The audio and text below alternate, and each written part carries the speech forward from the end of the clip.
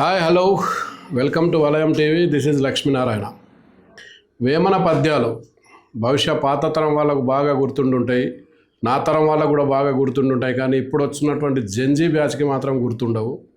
వేమన పద్యాలు ఎంత అద్భుతంగా ఉంటాయి, వేమన ఎంత అద్భుతంగా రాశాడు అనేది ఆయన పద్యాల ద్వారా మనం తెలుసుకోవచ్చు. నా ముందు ఇప్పుడు బల్లెపల్లి మోహన్ అనే సంగీత దర్శకుడు ఉన్నాడు. ఆయన వేమన పద్యాలను ప్రధానంగా ప్రజల్లోకి తీసుకువెళ్ళాలనే ఒక ఆశయంతో దాదాపు 700కు పైగా పద్యాలను ఆయన రికార్డ్ చేయడం జరిగింది. అసలు ఆయన ఏం చేస్తున్నాడు, ఆ వేమన పద్యాలను ఎట్లా పాడుతున్నాడు, దాని సారాంశం కూడా చెప్తా ఉన్నాడు. ఆయన ఏం చెప్తాడో ఆయన మాటల్లో విందాం. మోహన్ నమస్తే. నమస్తే బ్రదర్. మోహన్, మెయిన్గా అంటే మీరు సినిమా మ్యూజిక్ డైరెక్టర్గా, లేకపోతే ఇంకో సీరియల్కు పని చేసినట్టు కానీ, లేకపోతే తెలంగాణ పాటలు చేసిన, ఇవన్నీ కూడా ఒక పక్కన పెడితే కొద్దిసేపు వేమన పద్యాలను తీసుకోవడానికి మీరు పాడుతున్నారు, ఆ పద్యానికి సంబంధించిన తాత్పర్యం కూడా చెప్తున్నారు. సో ఈ కాన్సెప్ట్ తీసుకోవడానికి మీకు ఆలోచన ఎందుకు వచ్చింది, ఎప్పుడు వచ్చింది, ఎట్లా మొదలుపెట్టింది? అంటే బ్రదర్ ఒకటి చెప్పాలి, ఘంటసాల గారు భగవద్గీత చేశారు. ఎస్. అది సమాజాన్ని ఎంత ప్రభావితం చేస్తుంది, ఎంత మనకి ఈరోజు కూడా ఆ భగవద్గీత అంటే ఎంత అద్భుతంగా ఉంటుంది, దాన్ని మించింది లేదు ఇవాళ. లేదు. అలాంటి ఒక గొప్ప గాయకుడు అలాంటిది ఈ సమాజానికి అందిస్తే మనం ఏదో ఒకటి అందించాలని వాళ్ళ ఇన్స్పిరేషన్ మనకు ఉంటుంది కదా. కరెక్ట్. నేను ఎతికాను మొత్తం ఏముంది, ఎవరు ఏం చేయండి ఏముంది అంటే, వేమన పద్యాలు యాక్చువల్గా 3 లైన్లే ఉంటాయి. ఈ 3 లైన్లు ఏంటంటే ప్రతి వాళ్ళు ఆ 3 లైన్లేగా అనుకుంటారు కళాకారులు చాలామంది. అదొక పాటో లేకపోతే పద్యం ఏదైనా ఉంటే అది దాన్ని ఏదైనా చేద్దాం అనుకుంటారు. 3 లైన్లే కదా అని అనుకున్నారేమో అని అనుకుంటాను నేను.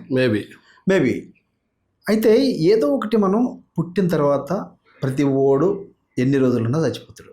కానీ మన ఇక్కడ పుట్టి ఈ సమాజంలో బతికినందుకు ఈ గాలి ఇదంతా పీల్చుకున్నందుకు భవిష్యత్ తరాలకి ఏదో ఒకటి అందించాలనేది ఒక నా మెయిన్ ఎజెండా. మనస్ఫూర్తి చెప్పే మాట. కరెక్ట్. నా సొంత ఖర్చులతోటి నేను వేమన పద్యాలను ఇప్పుడు 900 పద్యాలు పాడాను. 900 పద్యాలు పాడాను. గతంలో వెంకయ్యనాయుడు గారు, మహానుభావుడు, ఆయన 13వ ఉపరాష్ట్రపతి వెంకయ్యనాయుడు గారు ఎంత గొప్ప మనసుతో ఆయన రిలీజ్ చేసిందంటే అసలు ఆయన నిజంగా నేను చాలా రుణపడి ఉంటా. ఆ రోజు అతిరథ మహారాజులంతా ఆ వేదిక మీద ఉన్నటువంటి వాళ్ళ సమక్షంలో రిలీజ్ చేయటం. ఎందుకంటే వారికి ఏంటంటే తెలుగు భాష మీద ఉన్న మక్కువ, ఆయనకి అద్భుతమైన తెలుసు కదా, జగమెరిగిన బ్రాహ్మణ. అలాంటి గొప్ప వ్యక్తి రిలీజ్ చేయడం నాకు చాలా ఉత్సాహాన్ని, ప్రోత్సాహాన్ని ఇచ్చింది. అలా నేను 700 పద్యాలప్పుడు వెంకయ్యనాయుడు గారితో రిలీజ్ చేయించా. ఆయన ఏమన్నాడు తెలుసా, నాతో అన్నమాట, మీలాంటి వాళ్ళు ఈ సమాజంలో అక్కడక్కడ ఉండబట్టి ఈ సమాజం గురించి నేను అన్నా, లేదు ఈ వేమన పద్యాలు అనేవి మామూలువి కాదు అని ఆయన వాటి గొప్పతనం కూడా చెప్తే నేను చాలా సంతోషపడ్డా. అబ్బా నేను గొప్ప పని చేస్తున్నా అనిపించింది. అట్లా నాకు కూడా ఏంటంటన్నా, ఇప్పుడు నేను ప్రతిసారి చెప్తాను, మళ్ళీ చెప్తున్నా, 100 కోట్లు సంపాదించినోడు 200 కోట్లు సంపాదించాలి, 200 కోట్లు సంపాదించినోడు 1000 కోట్లు సంపాదించాలి, 1000 ఉన్నోడు 2000, ఇట్లా పోతుంది. అంటే నేనేమంటున్నంటే ఈ లైఫ్ని ఆస్వాదించటలే. కరెక్ట్. మనిషిని ఎప్పుడైనా ఈ జన్మని మనం ఆస్వాదించుకుంటూ సంపాదించాలి. దీన్ని వదిలేసి సంపాదన మీద పడి చివరికి రోగం వస్తే చచ్చిపోతుంది. ఏముంటుంది? నేనేమంటే ఆస్వాదించాలి లైఫ్ని. కరెక్ట్. వచ్చింది ఒకే జీవితం. ఇప్పుడు నేను సంపాదన కోసం కాదు కదా, నేను ఈ సమాజానికి భవిష్యత్తు. ఇందాక మీరు అన్నారు జంజీ బ్యాచ్ అని, అంటే ఇప్పుడు రాబోయే తరాలు తెలీదు. కానీ వేమన నిజంగా చెప్తున్నా, ఆయన ప్రజల కోసం ప్రజాకవి, ఆయన నిజమైన ప్రజాకవి, ప్రజల కోసమే రాశాడు. గతంలో ఆయన కాలంలో రాసిన చాలామంది కూడా రాజుల గొప్పతనం, రాజుల పరిపాలన గురించి రాసిన వాళ్ళే తప్ప ప్రజల కోసం రాసిన వాళ్ళు ఆయన పెద్దగా ప్రస్తావించలేదు, ఎక్కడ కూడా రాలే. కాబట్టి జనాలు మాట్లాడుకునే భాష, కానీ వేమన ప్రతి కోణాన్ని టచ్ చేసిండు. ఏ కోణం అంటే మానవ జీవితంలో ప్రతి కోణాన్ని కూడా ఆయన చెప్పాడు. దేవుడు ఉన్నాడని చెప్పిండు, దేవుడు లేడని చెప్పిండు, దేవుడు నీ ఆత్మలనే ఉన్నాడు, దేవుడు నువ్వు మంచి మనసుతో ఉంటే నీ దగ్గరికి దేవుడు వస్తుంది, ఎంత అద్భుతం చెప్పాడు. ఇవన్నీ కూడా ఆయన ఏంటంటే చాలామంది అంటారు పీ తినే కాకి పితృడు అట్లా. దానికి ఒక అర్థం పరమార్థం ఉంటుంది. నిజమే కదా అనిపిస్తుంది మనకి. దీనికోసం ఏంటంటే మీరు పరమార్థం అంటే గుర్తొచ్చింది. ఏదైతే ఇప్పుడు పద్యాలు వాడుతున్నారు, కేవలం ఆ 3 లైన్ల పద్యం పాడకుండా దానికి సంబంధించిన తాత్పర్యం కూడా మీరు చెప్తున్నారు. చెప్పాలిగా, తాత్పర్యం లేకపోతే పాట అర్థం కాదు, పద్యం అర్థం కాదు. చిన్నప్పుడు మనం నేను చదువుకున్నప్పుడు ఉప్పు కప్పురంపు, లేకపోతే మేడి పండు చూడు, లేకపోతే తల్లిదండ్రుల మించి, అసలు ఉప్పు కప్పూరం అంటే 1 లైన్ 2 లైన్లు వస్తాయి, 3వ లైన్ రాదు. ఇది ఎగ్జామ్లో అదేదో ఉండేది, 2 లైన్లు రాస్తేనే దానికి 2.5 మార్కులు వేసేది, 5 మార్కుల పద్యం ఉంటుంది. అంటే అలాంటిది నాకు అది గుర్తొస్తుంది. ఇప్పుడు ఇన్ని పద్యాలు పాడతానంటే నాకు నిజంగా అంటే నాకు ఒక అదృష్టంగా భావిస్తాను నేను. నాకు ఈ అవకాశం అంటే చాలామంది కళాకారులు చాలా గొప్ప ఉన్నారు, వాళ్ళందరికీ రాని ఆలోచన నాకు వచ్చింది అని నేను అనుకుంటా. 100% కరెక్ట్. అది ఎందుకంటే ఏదైనా కళాకారునికి ఒక స్పెషలైజేషన్ చూపిస్తేనే అది సార్థకత. ఈ సమాజానికి ఇప్పుడు సుమతి శతకాలు చేశారు, 100 ఉంటాయి సుమతి శతకాలు, అది పెద్ద మ్యాటర్ కాదు. కానీ ఈ 5,000 పద్యాలు ఉన్నాయట, నాకు తెలియదు. నేను స్టార్ట్ చేసినప్పుడు ఎంతో 200, 300, 500 ఉంటాయి అనుకున్నాను. అసలు అది పుస్తకం మొత్తం తీస్తే 5,000 పద్యాలు ఉన్నాయి. పుస్తకం ఉందా మీ దగ్గర? ఉంది, నా దగ్గర బుక్కే ఉంది. నాకు అన్ని పద్యాలు, అది అన్ని పద్యాలు ఉన్నాయి, అన్నీ ఉన్నాయి. అయితే వీటిని ఏంటంటే నేను ఏమనుకుంటున్నానంటే ఏదో ఒకటి మనం పుట్టినందుకు ఏదో ఒకటి చేయాలి. ఇది నా ఏజెండా, అంతకుమించి వేరే స్వార్థం లేదు. ఎందుకంటే డిజిటలైజ్డ్ ఎందుకు చేయాలంటే ఇది పాట రూపంలో ఒక నిర్మాణాత్మకంగా లేదు. ఎవరు ఆశగా చాలామంది పాడుకొని యూట్యూబ్లలో పెడుతున్నారు, కానీ దీన్ని ప్రొఫెషనల్గా చేయాలి కదా.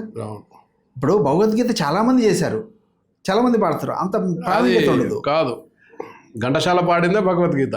ప్రొఫెషనల్గా ఆయన గానగాంధర్వుడు కదా, ఆయన పాడబట్టే ఆ భావం పలికింది, అంత అద్భుతంగా చేశారు. నాకు తెలిసింది ఏంటంటే భగవద్గీత చేద్దామని ఘంటసాల గారు అనుకున్నప్పుడు నేను విన్నది 6 నెలలు ప్రాక్టీస్ చేసినట్టు వారింటి భగవద్గీత. మరి సాధన చేయాలన్నదా సాధ్యం కానిది లేదురా. ఇలా ఎవరైనా ఒకళ్ళని పాడమనండి, జీవం ఉండదు, పాడతారు. అయితే నేను వేమన్న పద్యాలు ఏంటంటే మానవులకి దగ్గరగా ఉండాలనే తత్వంతో చేశాను. ఉప్పు కప్పురంబు మనందరూ తెలుసని అక్కడి నుంచి స్టార్ట్ చేశారు. ఉప్పు కప్పురంబు నొక్క పోలిక నుండు, చూడ రుచుల జాడవేరు, పురుషులందు పుణ్య పురుషులు వేరయా, విశ్వదాభిరామా వినురవేమా.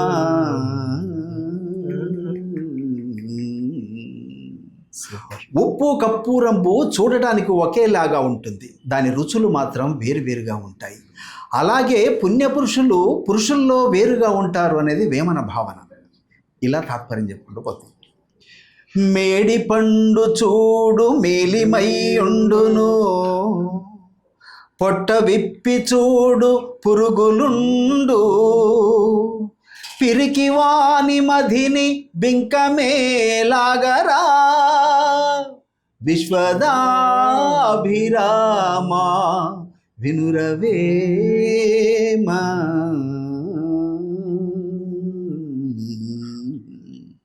ఆరోహణ అవరోహణ ఉంటుంది పద్యంలో. నా ట్యూనింగ్ ఆ విధంగా చేసుకున్నాను నేను. ఇలా మనం ప్రతి పద్యం పాడుకుంటూ పోతూ ఉంటే దీని తాత్పర్యం ఉంటుంది. దీనికి అంటే చాలామంది నాతో అన్నది ఏంటంటే ప్రజా భగవద్గీత చేస్తున్నావయ్యా నువ్వు అని నన్ను చాలామంది అన్నారు. అంటే అలా ఉంటుంది, చేస్తాను, వినాలా, ప్రతి పిల్లలకి వినిపించాలా, ప్రతి వాళ్ళైనా. అది ఒక అతను ఎక్కడో ఉంటాడు, ఆయన అన్నాడు ఈ పద్యాలు నైటు చెవు పక్కన పెట్టుకొని వినుకుంటూ పడుకుంటే ఎంత హాయిగా ఉందా నీ పద్యాలు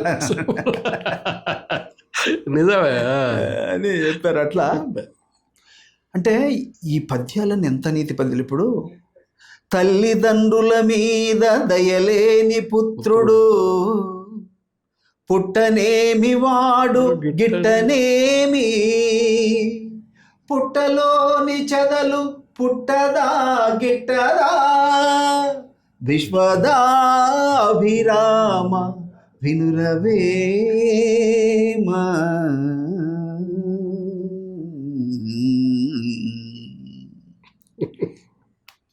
ఇట్లా అంటే తల్లిదండ్రుల మీద దయలేని పుత్రుడు పుట్టిన ఒకటే మరణించిన ఒకటే అనేది దాని కాన్సెప్ట్. అంటే పుట్టలో చెదులు పుడుతుంది చచ్చిపోతుంటుంది కదా, అట్నే తల్లిదండ్రుల మీద గౌరవం లేనివాడు ఉన్న ఒకటే లేకపోయిన ఒకటే ఆయన దాని అర్థం. దాని అంతరార్థం ఎంత గొప్పగా ఎంత గొప్ప. ఇట్లా ఎన్ని కాదు. ఈ ట్యూన్ ఎట్లా సెలెక్ట్ చేసుకున్నావు ఇంతకుముందు? ఎందుకంటే ఆ పద్యాలకు ఒక సర్టన్ ట్యూన్ అంటూ లేదు, ఇట్లనే పాడాలి లేకపోతే ఇది ఇట్లా రిధం ఇదే రిధంలో పాడాలన్నది ఏం ఎక్కడ లేదు. మీరు ఎట్లా చేసుకున్నారు దీన్ని? అయితే దీన్ని చాలా నేను మదన పడ్డా. అంటే ఇది ప్రజల్లోకి వెళ్ళేది ఒక గొప్ప కవి రాసినటువంటి ఈ పద్యం. దీన్ని ప్రజల్లో తీసుకోవాలంటే అబాస్పాలు కావద్దు. ఇది ప్రజలకి ఇంజెక్ట్ చేయాలంటే ఏం చేయాలని చాలా రోజులు మదనపడ్డాను. మదనపడి 5-6 రకాలు చేసిన ట్యూన్స్ చేసి ఇది కాదు ఇది కాదు ఇది కాదని మీలాంటి స్నేహితులకి 2-3 వినిపించిన ప్రజాభిప్రాయ సేకరణ చేసిన. నాకు కూడా వినిపించిన ఏది బాగుంటుంది అంటే నువ్వు కూడా దీనికి ఓటేస్తున్నావు. అట్లా దీన్ని సెలెక్ట్ చేసుకొని దీన్ని తీసుకొచ్చా. కానీ మంచి ఆదరణ. ఇప్పుడు ప్రతి తెలుగు 2 రాష్ట్రాలలో స్కూల్లో పిల్లలకి డిజిటల్ స్క్రీన్ ఉంది కదా, దాని మీద మనలాంటి కొంచెం ఆ భావజాలం ఉన్న వాళ్ళు వినిపిస్తున్నారు. చాలా మంది నాకు ఫోన్ చేస్తారుగా. నన్ను ఇప్పుడు ఈ మధ్య కాలంలో చాలా స్కూళ్ళల్లో పిల్లలకి అంటే ఒక మోటివేషన్ లాగా నన్ను బాగా చాలా మంది పిలుస్తున్నారు. నేను వెళ్తున్నాను చెప్తున్నా వస్తున్నాను. అంటే ఈ భూమి మీద ఇప్పటి వరకు వేమనకి సమకాలికులు ఎవరు లేరు. వేమన కదా, కరెక్ట్. కానీ ఆయన పద్యం ఈరోజు చిన్నపిల్లగాళ్ళ దగ్గర కూడా ఉంది. అంటే కవికున్న గొప్పతనం. నిజానికి కూడా జరగాల్సిన ప్రక్రియ అదే. నా తరమో అంటే మీరు నేను ఒకే తరం కాబట్టి మనకంటే ముందు తరమో మన తరం వరకే ఆగిపోద్ది ఏ విద్య కూడా. జ్ఞానం అనేది కింది స్థాయి దాకా పోవాలి. ఇప్పుడు ఇంతకుముందు మనం మాట్లాడుకున్నట్టు జంజి బ్యాచ్కు విశ్వదాభిరామ విడరవేమో తెలియదు, అది తెలవాలి వాళ్ళకు. ఇప్పుడు సిపి బ్రౌన్ గారు ఇక్కడికి వచ్చి ఆయన వెలికి తీసి 1215 పద్యాలేమో వెలికి తీసిండు. ఇవన్నీ ఆయనకి ఏం అవసరం.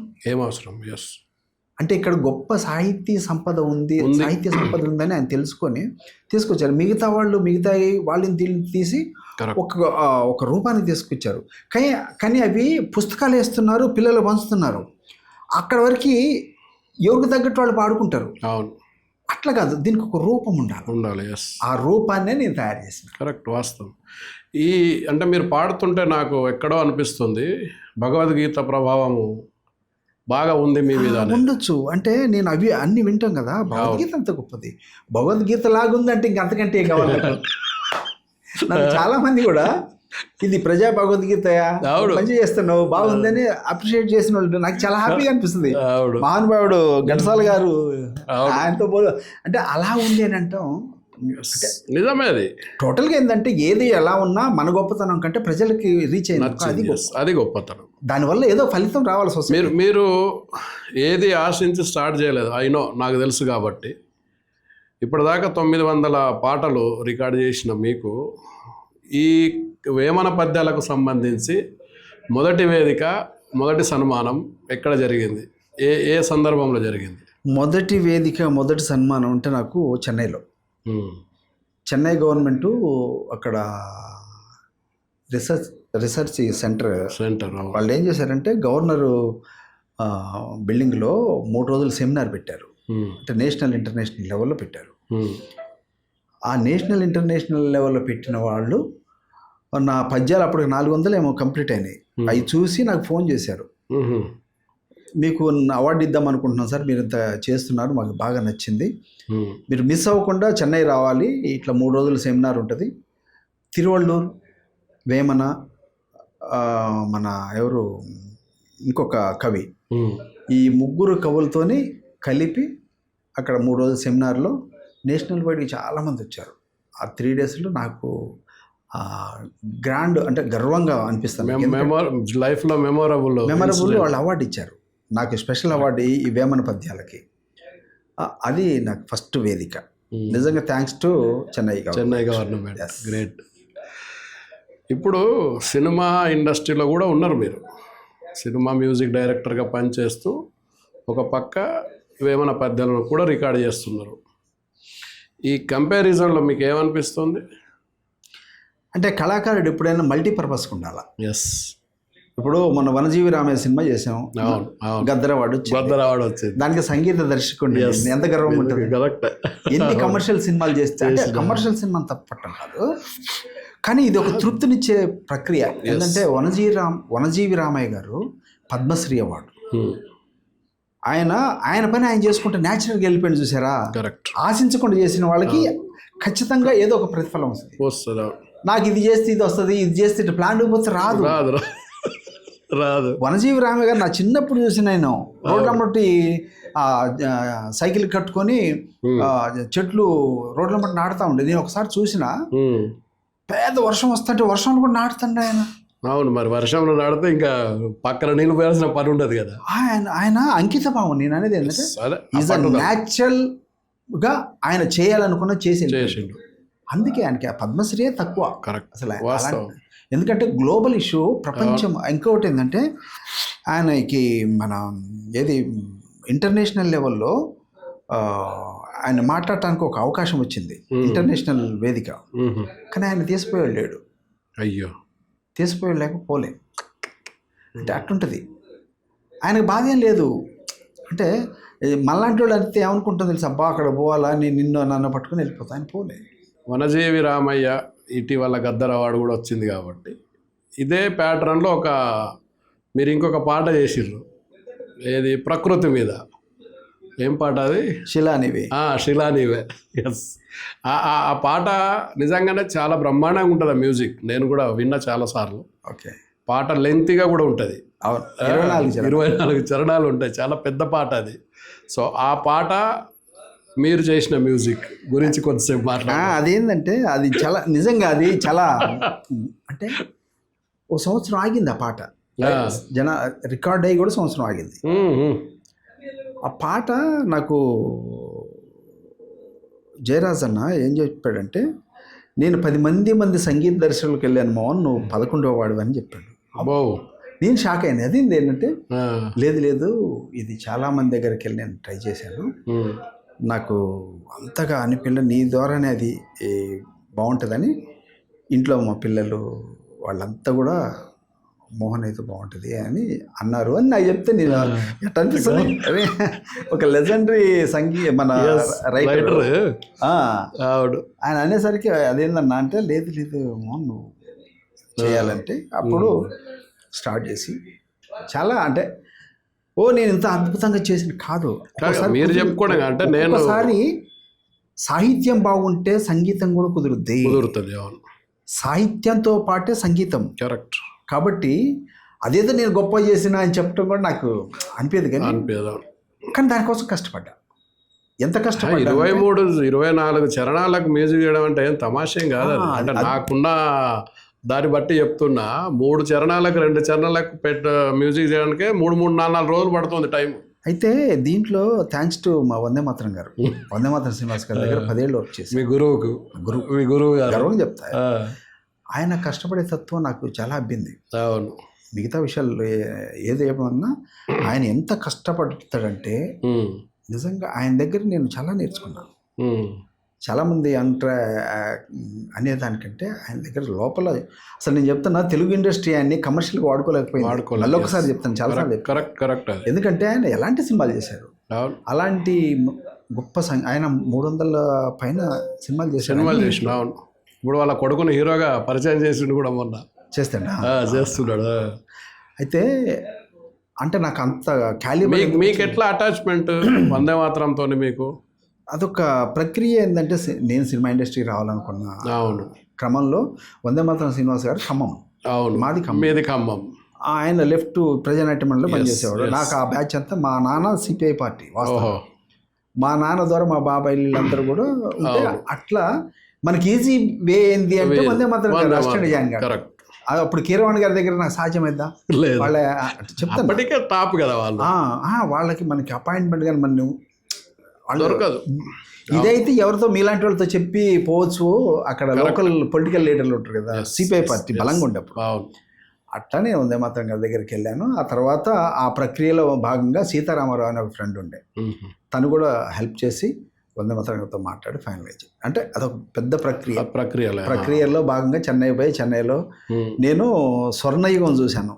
వందే మాతరం గారి వల్ల విజయ్ గార్డెన్స్ రికార్డింగ్ థియేటర్లో లైవ్ ఇన్స్ట్రుమెంట్స్తో 100 వైలెన్స్ కీబోర్డ్లు అన్నీ పెట్టి ఫ్లూట్లు అన్నీ ఒకేసారి రికార్డ్ చేసే చూసాను. స్వర్ణయుగం గొప్ప అదృష్టవంతుడివి, అందరికి దొరకదు అది నిజంగా. ఇప్పుడు రికార్డింగ్స్ ఏముంది, లేదు.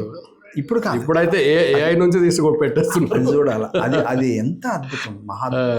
అప్పుడున్న ప్లేయర్స్ కూడా ఉద్దండులు తెలుసా, అది స్వర్ణయుగం అంట. అందుకే ఏ సినిమా అది, ఏది మీరు చెప్తున్న ఈ లైవ్ ఇన్స్ట్రుమెంట్స్ అంటే ప్రతి సినిమాకి అట్లనే చేసిన అంతే. అయ్యో, విజయ్ గార్డెన్స్ కోదండపాణి, నేను కోదండపాణి గారి స్టూడియోలో ఇట్లా ఎంటర్ అయినప్పుడు ఒక వైబ్రేషన్ తెలుసా, కోదండపాణి బాలు గారు, కోదండపాణి గారి చరిత్ర, బాలు గారికి ఉన్న కృతజ్ఞతలు అవన్నీ మన పేపర్లో చదువుతాం. ప్రాక్టికల్గా చూసేది చాలా బాగా. అది విజయ్ గార్డెన్స్ రికార్డింగ్ థియేటర్లో ఎన్ని వేటూరు గారు, మహామహులు అందరూ కూడా అక్కడ రికార్డింగ్ చేసిన, అంటే వేటూరు గారి సాహిత్యం నాకు బాగా ఇష్టం. అప్పుడున్న కేవి మహాదేవన్ గారు కానీ వీళ్ళందరూ. బాలుగారితో ఉందా పరిచయం? బాలుగారితో ఒక సాంగ్ పాడించాను నేను. ఏ సినిమాలో? సినిమా కాదు, సాయిబాబా సాంగ్ పాడించాను. అది నాకు గొప్ప అనుభూతి. బాలుగారు మహానుభావుడు ఆయన. ఎందుకంటే కొంతమంది వచ్చి వాళ్ళ పని చేసుకుని వాళ్ళు వెళ్ళిపోతారు, అలాంటి వారి బాలుగారు. నిజంగా బాలుగారు లాంటి అందరు చెప్తారు, కానీ నా మనసులో ఫీలింగ్ ఏంటంటే అలాంటి వ్యక్తి మళ్ళీ పుట్టరు. ఎందుకంటే ఏం పాట ఒక చరిత్ర ఒక్కసారి, అది అంత రిపీట్ కాదు. ఏ చరిత్రలు కూడా ఏంది దానికి అది. కాబట్టి ఇంకోటి ఏంటంటే ఆయన మనస్తత్వం కూడా చూసాం కదా, ఎంత మహానుభావుడు. మీరు మ్యూజిక్ డైరెక్టర్గా ఎంటర్ అయిన సినిమా ఇది? నేనేది అప్పుడు వందే మాతరం గారి తర్వాత, వందే మాతరం గారి దగ్గర అసిస్టెంట్ కొన్నాక సినిమా ఇండస్ట్రీ ఇక్కడ చేంజ్ అయిపోయిన తర్వాత ఇక్కడికి వచ్చిన తర్వాత 2004లో ఏదో చిన్న సినిమా నువ్వే నేను నేనే నువ్వు అని ఒక సినిమా స్టార్ట్ అయింది. ఆ సినిమాతో ఎంటర్ అయిన, దానికి పాటలు సూపర్ హిట్. బాగా అసలు రేలంగితో కూడా చేసినట్టు, రేలంగి సార్తో ఇచ్చిన అవకాశం ఎలకా మజాక.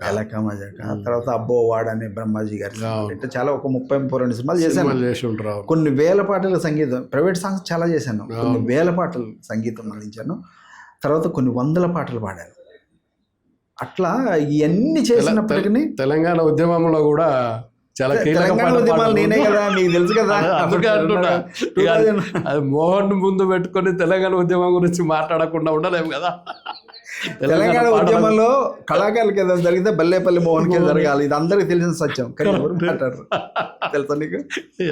2001లో వానమ్మ పాట, ఇదే జయరాజన్ రాసిన పాట. కొత్తగూడెంలో ఆయన ఉద్యోగం చేస్తున్నప్పుడు అక్కడ డ్రైవర్కి కవర్లో పెట్టించిండు ఆ పాట. నేను పంపిస్తే నేను SR నగర్ పోయి తీసుకున్నా ఆ పాట. ఆ డ్రైవర్కి నేను తీసుకున్నందుకు లిరిక్ పేపర్ కవర్లో పెట్టి ఇస్తే ఆ బస్ నెంబర్ చెప్తే పోయి తీసుకొని నేను చేసిన పాటని. హిస్టరీ ఉంటుంది కదా, పాడదాం సార్. పల్లవి పాడు. వానమ్మ వానమ్మ వానమ్మ ఒక్కసారన్న వచ్చిపోవే వానమ్మ, వానమ్మ వానమ్మ వానమ్మ ఒక్కసారన్న వచ్చిపోవే వానమ్మ. సేలల్లో నీళ్లు లేవు, సెలకల్లో నీళ్లు లేవు, వాగుల్లో నీళ్లు లేవు, వంపుల్లో నీళ్లు లేవు, నిన్నే నమ్మిన రైతు కళ్ళల్లో నీళ్లు లేవు. వానమ్మ వానమ్మ వానమ్మ ఒక్కసారన్న వచ్చిపోవే వానమ్మ, వానమ్మ వానమ్మ వానమ్మ ఒక్కసారన్న వచ్చిపోవే వానమ్మ. ఎంత అద్భుతమైన సాహిత్యం. రైతు కళ్ళల్లో నీళ్ళు లేవు అనే పాట పదము. సేలల్లో నీళ్ళు లేవు, సెలకల్లో నీళ్ళు లేవు, వాగుల్లో నీళ్ళు, వంపుల్లో నీళ్ళు. అది న్యాచురలే, కానీ ఇక్కడ రైతు కళ్ళల్లో కూడా నీళ్ళు. అయితే ఆ పాట గతంలో ఒక 9 సంవత్సరాలు సరైన వర్షాలు పడక అంతకుముందు కరెక్ట్ కరువు కాటకాలు తాండవిస్తున్న టైంలో తెలంగాణ ఈ ఉద్యమం వచ్చిన తర్వాత ఈ పాట బాగా కనెక్ట్ అయ్యి జనాల్ని బాగా ప్రభావితం చేసింది ఆ పాట నేనే. వాస్తవం. ఆ పాటలు 5 పాటలు చేశాను, 5 6 5 పాటలు. ఈ 5 పాటల్ని కేసీఆర్ గారి కానవాయికి ఎంత ఉపయోగపడ్డదంటే అప్పుడు ఎవరు చేయలే. ఇది వచ్చేదా సచ్చేదా సినిమా ఈ తెలంగాణ మనకెందుకు, ఆయన కళాకారులు పరారు, ఒక్కళ్ళు రాలేదు.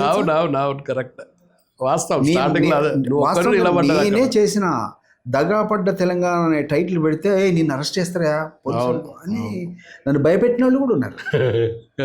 అంటే ఆ టైంలో సిచ్యువేషన్ అట్లాంటిది, మనకున్న గట్స్ అలాంటివి అన్నా నేను. లేకపోతే ఈ అందరూ నేను తెలంగాణ తెచ్చిన నేను తెలంగాణ పాటలు పాడిన అంటే నవ్వుకుంటున్నాను. నిన్నాక మొన్న వచ్చిన వాళ్ళంతా తెలంగాణ నేనే తెచ్చిన తెలంగాణ అంటాడు.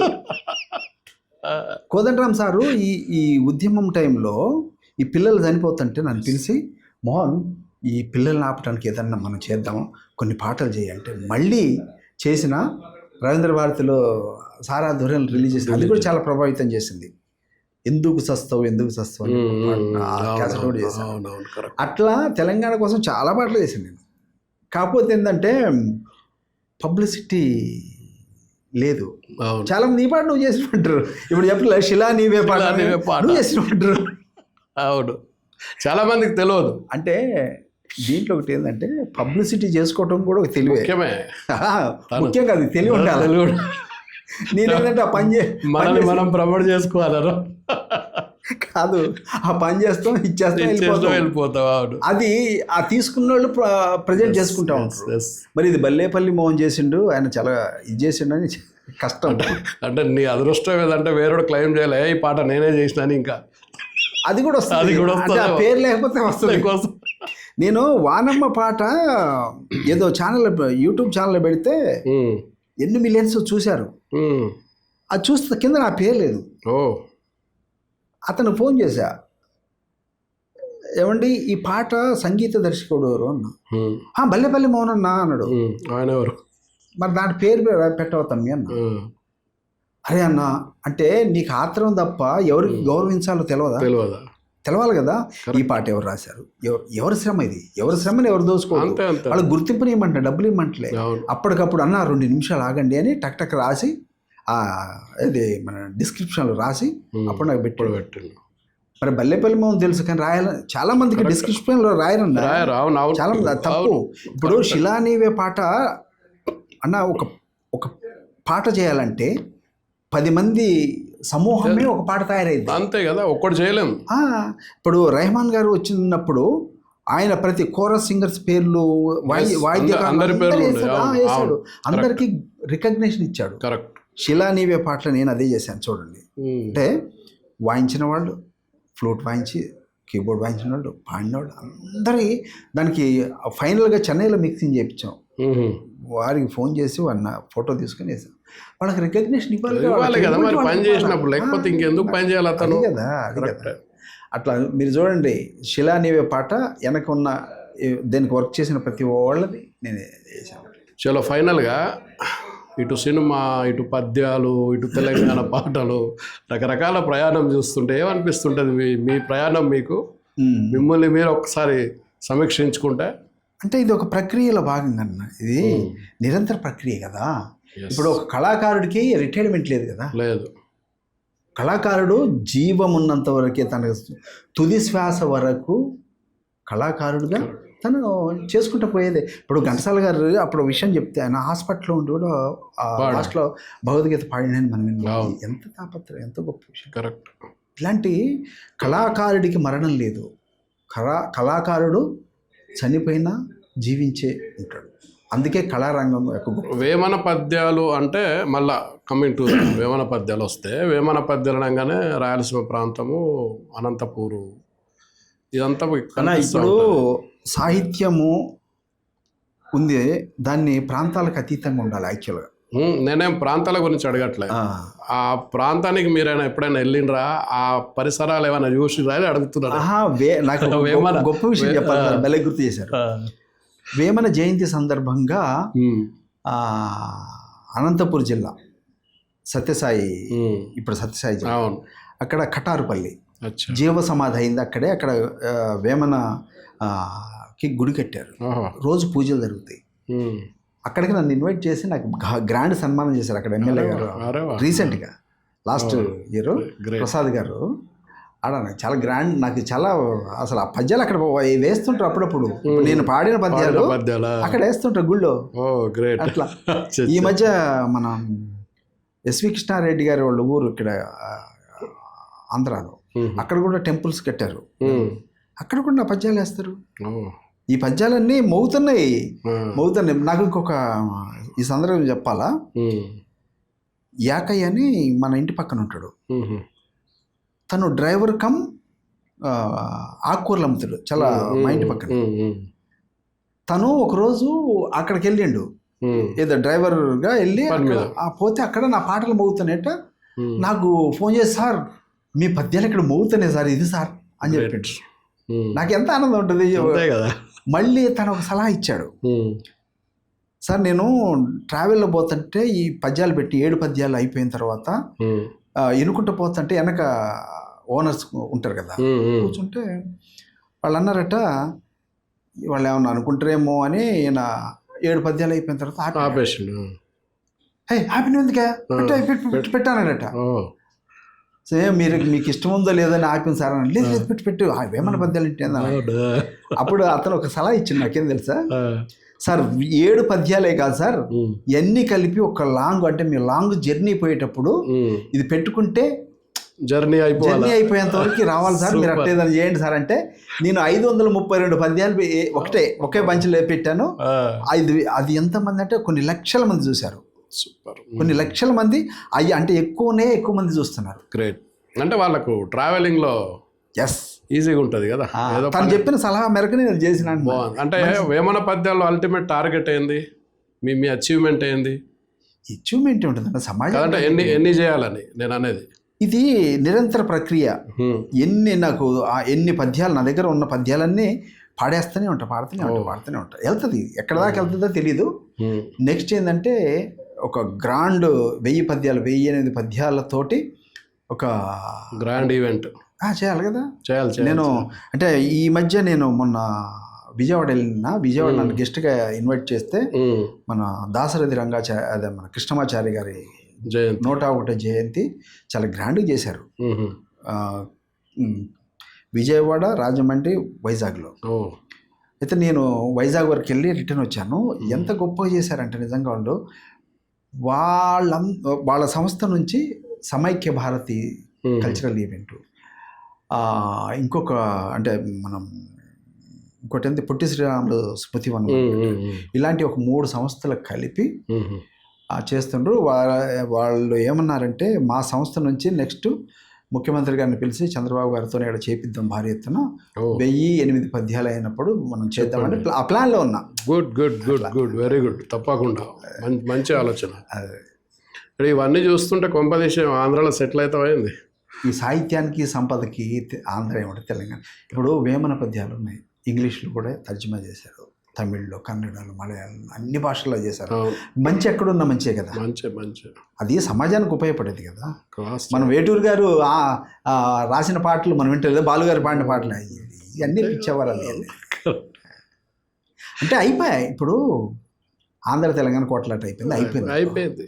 ఎప్పుడో కేసీఆర్ ఫస్ట్ అన్నాడు, ఇంకా అది లేదా అయిపోయిందే, మనం అందరం కలిసి పని చేయాలి, కొలుపు ఉండాలి అంతే. ఇప్పుడు అదే అన్నదమ్ములా కలిసి ఉందామని అనుకున్న దీనికి మళ్ళీ తీసుకొచ్చి ఇది తెలంగాణ, ఇది ఆంధ్ర, నవ్వు వస్తుంది తెలుసా. ఇప్పుడు ఒకప్పుడు అంటే వేరుండే, ఇప్పుడు ఎవరన్నా అంటే నాకు కూడా నవ్వు వస్తుంది.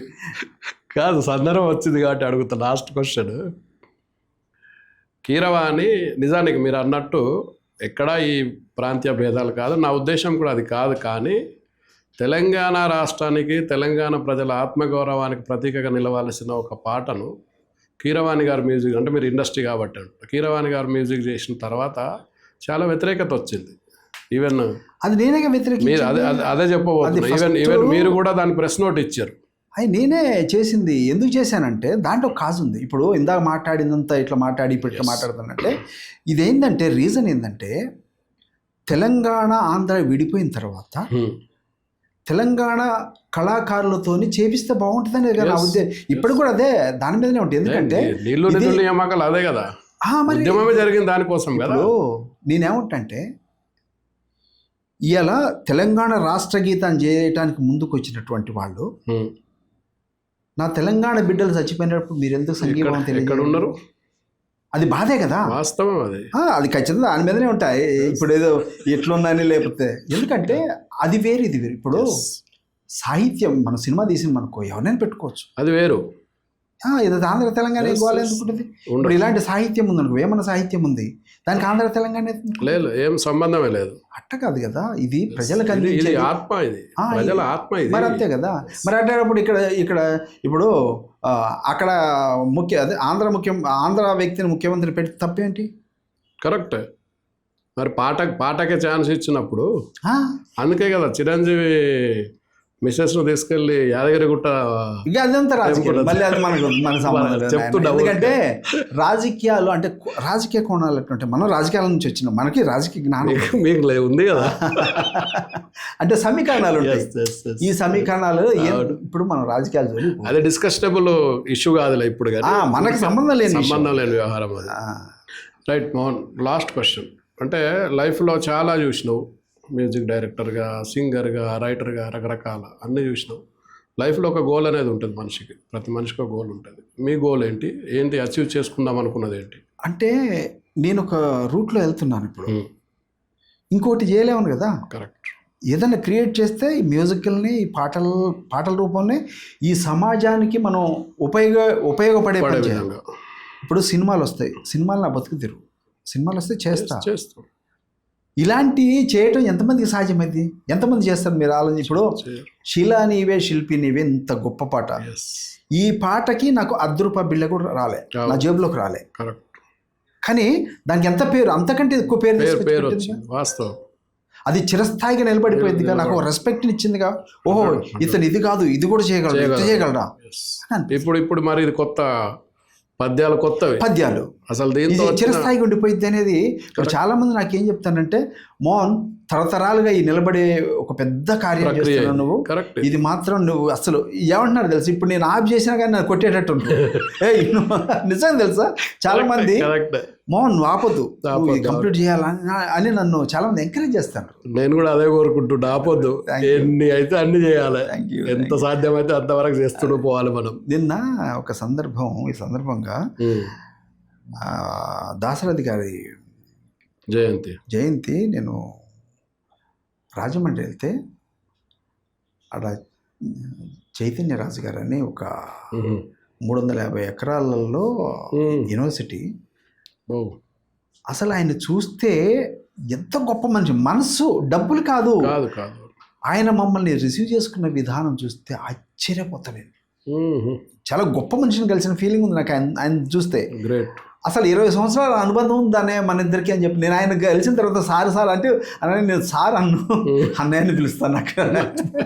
నాకు 20 సంవత్సరాల అనుబంధం ఉన్నట్టు మీరు ఏం అంటే, ఆయన దగ్గర ఉండి వడ్డించటం, మమ్మల్ని చూసిన విధానం, అతిథి దేవో భవ అంటాం. ఆయన దగ్గర చూసాను నేను నిజంగా. ఆయనకి మొన్న ఆయనైతే నాతో ఈ పాట ఎన్ని పాటలు పాడించుకున్నారంటే, ఆచలని సముద్ర గర్భం పాడితే ఎంత మురిసిపోయిండు అంటే, దాశరథి గారు ఒకటి అనొచ్చా?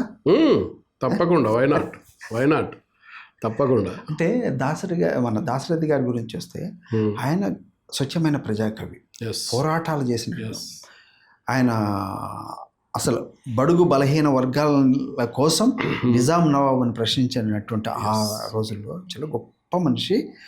ఆయన రాసిన పాట ఎంతోమంది పాడారు, కానీ అది ఎప్పుడూ నిరంతరం ప్రజల్లో అది ఎప్పుడు వెలుగుతూనే ఉన్న పాట. అది నేను ఆ పాటను పాడాలని రికార్డ్ చేసి నేను ఖమ్మంలో ఎన్నిసార్లు పాడేవాడిని ఆ వేదికల మీద. నేనే అడిగి పాడుతున్నా, నువ్వు అడగలే, నేనే అడిగి పాడుతా. ఆ చల్లని సముద్ర గర్భం దాచిన బడబానలమెంతో, ఆ నల్లని ఆకాశంలో కానరాని భాస్కరులెందరో,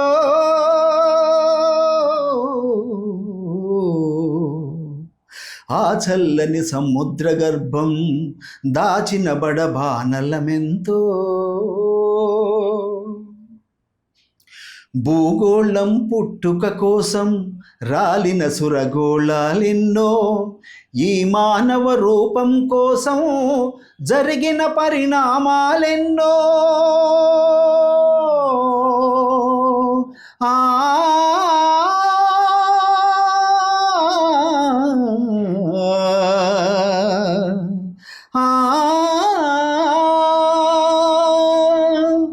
ఈ మానవ రూపం కోసం జరిగిన పరిణామాలెన్నో, ఒక రాజును గెలిపించుటలో ఒరిగిన నరకంఠాలెన్నో. ఒక రాజును గెలిపించుటలో ఒరిగిన నరకంఠాలెన్నో. కులమతాల సుడిగుండాలకు బలి అయిన పవిత్రులెందరో, ఆ చల్లని సముద్ర గర్భం దాచిన బడబానలమెంతో. మానవ కళ్యాణం కోసం ఫణముడ్డిన రక్తం ఎంతో, రణరక్కసి కరాళ నృత్యం రాల్చిన పసి ప్రాణాలెన్నో. కడుపు కోతతో అల్లాడిన కన్నులలో విషాదమెంతో, ధనవంతుల దుర్మార్గాలకు దగ్ధమైన బ్రతుకులు ఎన్నో. ఆ చల్లని సముద్ర గర్భం దాచిన బడబానలమెంతో. లాస్ట్ చరణంలో అన్నార్తులు అనాథలుండని ఆ నవయుగమదెంత దూరం, కరువంటూ కాటకమంటూ కనిపించని కాలాలెప్పుడో.